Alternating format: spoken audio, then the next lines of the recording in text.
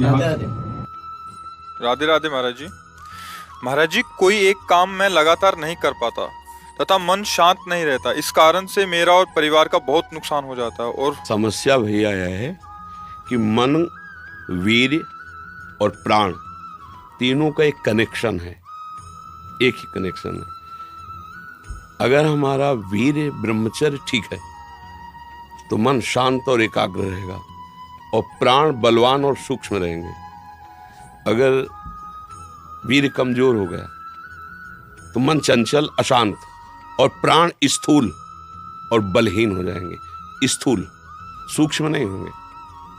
अब हमको main point पर सुधार करना है, चाहे गृहस्थ हो चाहे विरक्त। गृहस्थ के लिए भी एक संयम से बर्ताव करने के लिए कहा गया है, और अगर जब तक ब्याह नहीं हुआ तब तक तो और संयम से रहना ही चाहिए। अगर हम लोग वीर्य का महत्व समझने लगे, ब्रह्मचर्य का, तो हमारा जीवन काफी संकटों से निवृत्त हो सकता है। अध्यात्म शक्ति वीर्य से ही प्रकट होती है। जब हम ब्रह्मचर्य से रहते हैं, भजन करते हैं, मान लो गृहस्थी में है, भगवान कश्यप जी 10,000 वर्ष तक ब्रह्मचर्य रहे। फिर उन्होंने माता विनता के गर्भ में, जानते हो कौन पैदा हो? भगवान गरुड़ जी पैदा हुए। कितने बलशाली, भगवान के वाहन, पूरे विश्व ब्रह्मांड को अपने एक पंखे में रख के उड़ सकते हैं। 10,000 वर्ष भजन किया तो फिर गरुड़ जी पैदा हुए। अगर गृहस्थी में भी है, संयम से रहकर भजन करके फिर तो बुद्धिमान, ज्ञानवान, बलवान बालक पैदा होगा।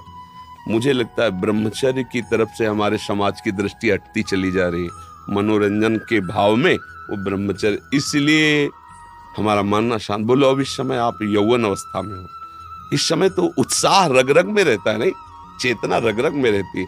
हम नए बच्चों को देखते हैं उत्साहहीन, मतलब जैसे डिप्रेशन में हो, चेहरा देखकर ऐसा लगता है जैसे परेशान हो।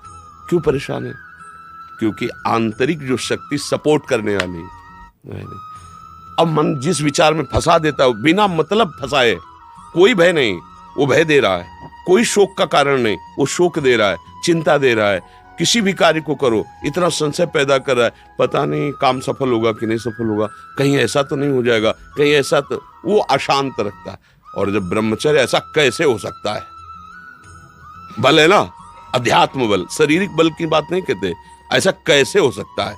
यदि एक बार ऐसा हुआ तो 1000 बार मैं प्रयास करूंगा और इस पर विजय। वो मतलब जिद्दी स्वभाव, एक निष्ठा उसी से आती है, उसी से। ये जो संत महात्मा बड़े बड़े कष्टों को रौंद करके वो मेन पावर है। और हम लोग उससे, प्राण हमारे स्थूल हो गए, वासनात्मक, मन हमारा चंचल अशांत हो गया। क्यों? क्योंकि हमारा ब्रह्मचर्य ठीक नहीं है। अब उस पर किसी की दृष्टि नहीं जाती। अब ब्रह्मचर्य कैसे ठीक हो? हमारा संग ठीक नहीं, हमारा भोजन ठीक नहीं, हमारा दृश्य ठीक नहीं, हमारा श्रवण ठीक नहीं, गंदी बातें देखे, गंदी बातें सुने, गंदा विचार आए, गंदी क्रियाएं करें, फिर ब्रह्मचर्य कैसे रहा जा सकता है?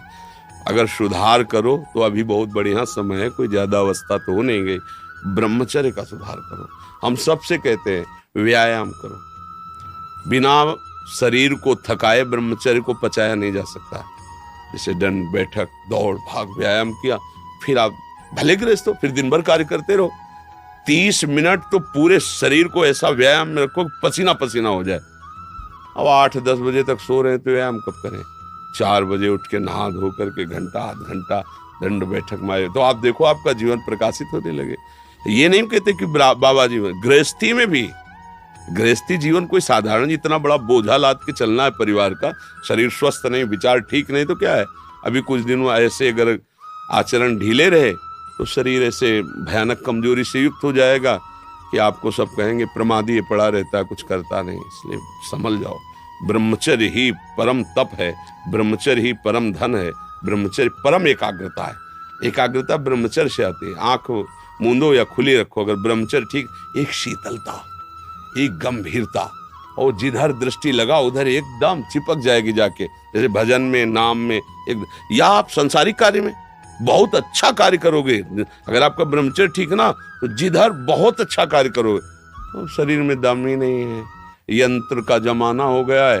पहले खेती जोतते थे ना किसान, एक फार वाला होता था और पूरे खेत को उसी से जोतला है, बलवान होते थे। 2 लीटर मठा और 8 रोटी पाए, बैल की जैसी ताकत।